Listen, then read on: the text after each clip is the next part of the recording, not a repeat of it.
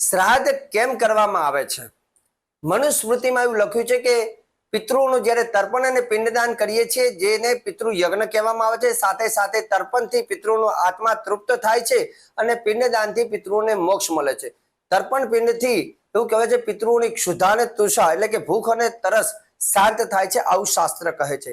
પિંડ એટલે એવું કહેવાય છે કે શરીર. જ્યારે માતાના ગર્ભની અંદર બાળક એક પિંડ હોય છે અને ધીરે ધીરે કરતા એનો પહેલો મહિનો થાય એટલે એનું મસ્તક બને છે. બીજો મહિનો માતાના ગર્ભની અંદર જ્યારે બાળકના થાય એના કાન બને. ત્રીજા મહિનાની અંદર એવું કહેવાય ભુજાઓ બને. ચોથા મહિનાની અંદર ઉદર બને.